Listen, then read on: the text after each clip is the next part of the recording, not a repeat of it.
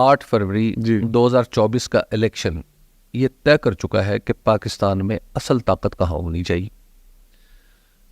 اب یہ ریزسٹنس ہے اور میرا خیال ہے کہ یہ تاریخی عمل ہے اور تاریخ کا ایک حصہ ہے کہ اس میں اس طرح کی کشمکش ہوتی رہتی ہے. اس کشمکش میں میں سمجھتا ہوں کہ ہماری اسٹیبلشمنٹ بھی یہ سمجھ جائے گی کہ کچھ کام اب آئندہ کے لیے نہیں کرنے. دیکھیے ایک جنریشن تھی, ایک جنریشن ہے میری. صحیح ہے. ہم ہیں ڈھلتی ہوئی شام. جو نوجوان ہیں, بچے ہیں, وہ ہیں ابھرتا ہوا سورج.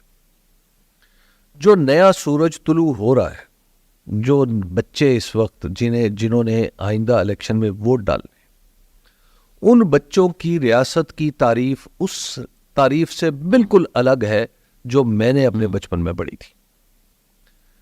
آج ریاست حب الوطنی کا تقاضا کرتے ہوئے اس کو یہ سوچنا چاہیے کہ مجھ سے پھر میری ذمہ داری کا حساب بھی مانگا جائے گا, جو ماضی کو اور مستقبل کو جوڑ سکتی ہے. عمر کے اعتبار سے ہم سارے لوگ, میری عمر کے سبھی لوگ وہ کڑیاں ہیں. اب اس کڑی کو آپ استعمال کریں. اور میں آپ کو بتاؤں ہم لوگ کتنے, اگر آپ پاکستان کی آبادی کا ذرا اس کا بریک اپ کریں نا کہ کون کتنا ہے, یعنی کس عمر کے لوگ کتنے ہیں, تو جو 50 سال سے اوپر کے لوگ ہیں وہ صرف 11% ہیں. بالکل ایسے ہی.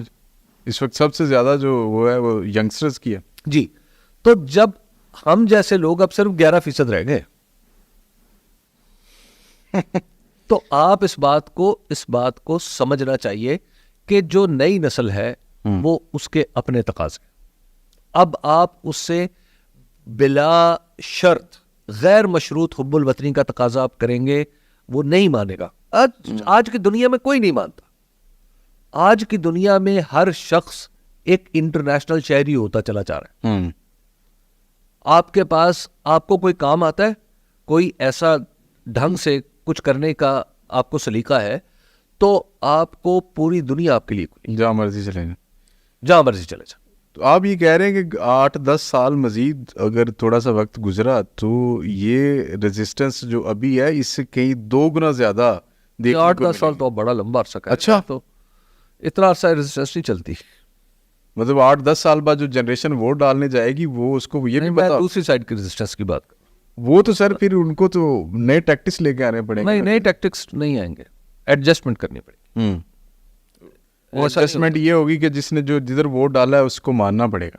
ایڈجسٹمنٹ کرنی پڑے گی نئے حقائق کے ساتھ. ٹھیک ہو گیا سر. آگے چلتے ہیں. یہ کل ہیئرنگ ہوئی تو وہاں پہ عمران خان صاحب کمرہ عدالت میں ویڈیو لنک کے تھرو آئے تھے, لیکن وہ ہیئرنگ آن ایئر نہیں کی گئی. تو ایک تصویر لیک ہو گئی سر عمران خان صاحب کی. سر تصویر کے بعد اتنا طوفان برپا ہے, اگر اگلی ہیئرنگ پہ عمران خان صاحب آ جاتے ہیں اور براہ راست دکھائی جائے تو سر یہ تو دیکھیے اندر سے بیٹھے ہی انہوں نے. دیکھیے بات یہ ہے کہ جب نوبت یہاں تک آ جائے تو پھر سب کو سوچنا چاہیے کہ آپ نے ایک شخص کو قید کر لیا,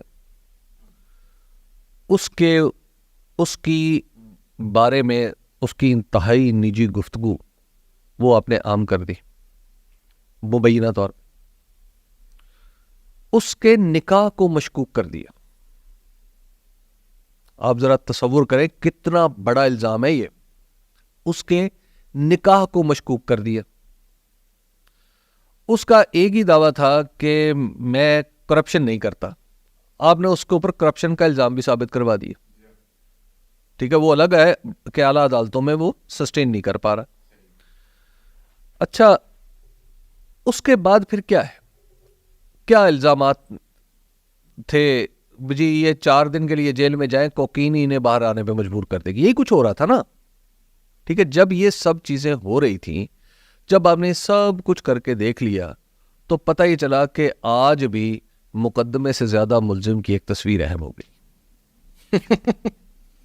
تو پھر یعنی آپ ذرا تصور کریں کہ اس مقدمے کی جزیات یا اس مقدمے کی تفصیلات کسی کو علم نہیں ہے. ججوں نے کیا کہا یہ علم پتہ نہیں ہے, وکیلوں نے کیا دلائل دیے یہ پتہ نہیں ہے. لوگوں کا انٹرسٹ صرف 2 باتوں میں رہا کہ قیدی نے کپڑے کون سے پہن رکھے تھے اور جج صاحبان نے قیدی سے کیا بات کی. That's it. یہ ہے ٹوٹل مقدمہ. اب اس کے بعد کیا کرنا ہے بھائی؟ آپ کا دستور عوام کو حق دیتا ہے کہ جناب آپ جس کو ووٹ دیں گے حکمران وہ ہوگا.